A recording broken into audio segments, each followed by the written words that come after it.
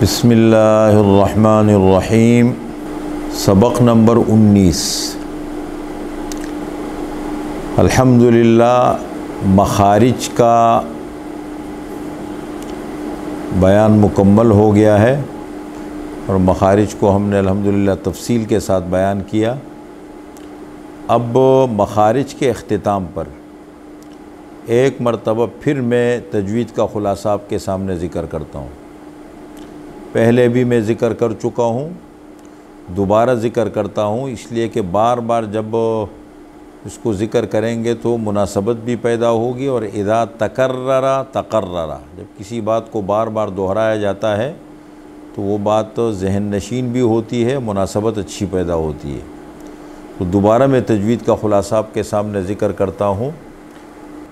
اصل تجوید 3 چیزوں کا نام ہے: تجوید الحروف و معرفت الوقوف۔ حضرت علی رضی اللہ تعالی عنہ سے پوچھا گیا کہ ترتیل کے کیا معنی ہیں؟ قرآن کریم میں اللہ تعالیٰ نے قرآن کو ترتیل کے ساتھ پڑھنے کا حکم دیا ہے۔ ورتل القرآن ترتیلا، قرآن کریم کو ترتیل کے ساتھ پڑھے۔ تو حضرت علی رضی اللہ عنہ سے پوچھا کہ ترتیل سے کیا مراد ہے؟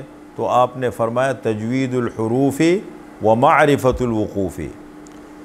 تجوید الحروف، حروف کو ٹھیک طریقے سے ادا کرنا اور وقف کی جگہوں کو پہچاننا۔ حروف کو ٹھیک طریقے سے کب ادا کریں گے؟ جب مخارج اور صفات کا خیال رکھیں گے، تب حروف بہتر طریقے سے ادا ہوں گے، اور وقف کی جگہوں کو پہچاننا۔ تو اصل تو تجوید کا خلاصہ یہ ہے، لیکن میں جو کتاب ہے، کتاب کا خلاصہ آپ کے سامنے ذکر کرتا ہوں۔ سب سے پہلے ہم نے مقدمہ ذکر کیا۔ مقدمہ کے اندر 3 باتیں تھیں۔ نمبر 1 تجوید کی تعریف، نمبر 2 تجوید کا حکم، نمبر 3 تجوید کی ضرورت۔ یہ 3 باتیں ہم نے ذکر کی تھی۔ اس کے بعد مخارج کو بیان کیا ہم نے تفصیل کے ساتھ۔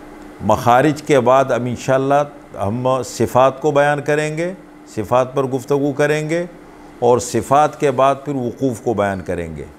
تو تجوید کا جو مکمل خلاصہ ہے وہ یہی 4 باتیں ہیں: مقدمہ ہے، مخارج کا بیان ہے، صفات کا بیان ہے، اور وقوف کا بیان ہے۔ یہ پورا تجوید کا مکمل خلاصہ بنتا ہے۔ جزاکم اللہ۔